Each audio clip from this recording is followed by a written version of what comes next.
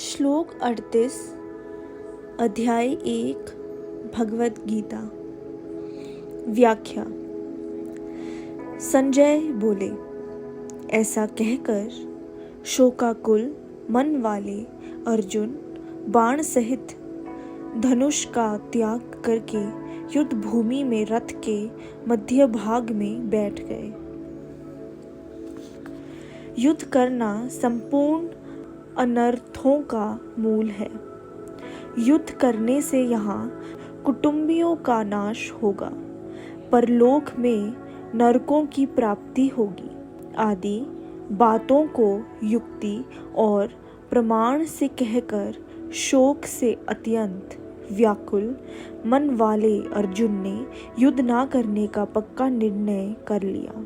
जिस रणभूमि में हाथ में धनुष लेकर उत्साह के साथ आए थे, उसी रणभूमि में उन्होंने अपने बाएं हाथ से गांडीव धनुष को और दाएं हाथ से बाण को नीचे रख दिया और स्वयं रथ के मध्य भाग में अर्थात दोनों सेनाओं को देखने के लिए जहां पर खड़े थे वहीं पर शोक मुद्रा में बैठ गए।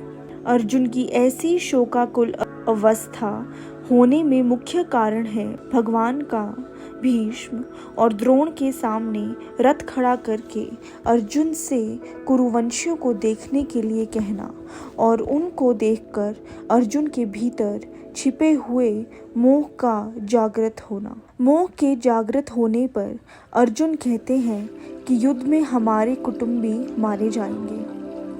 कुटुंबियों का मरना ही बड़े नुकसान की बात है।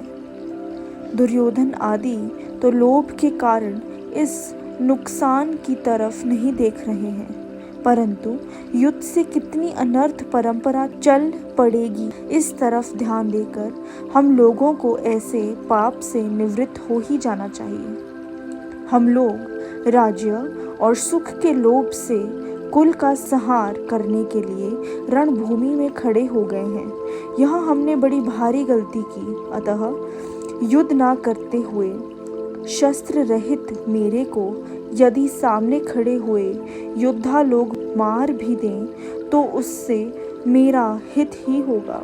इस तरह अंतःकरण में मोह छा जाने के कारण अर्जुन युद्ध से उपरत होने में एवं अपने मर जाने में ही हित देखते हैं और अंत में उसी मोह के कारण बाण सहित धनुष का त्याग करके विषाद मग्न होकर बैठ जाते हैं। यह मोह की ही महिमा है कि जो अर्जुन धनुष उठाकर युद्ध के लिए तैयार हो रहे थे, वही अर्जुन धनुष को नीचे रखकर शोक से अत्यंत व्याकुल हो रहे हैं।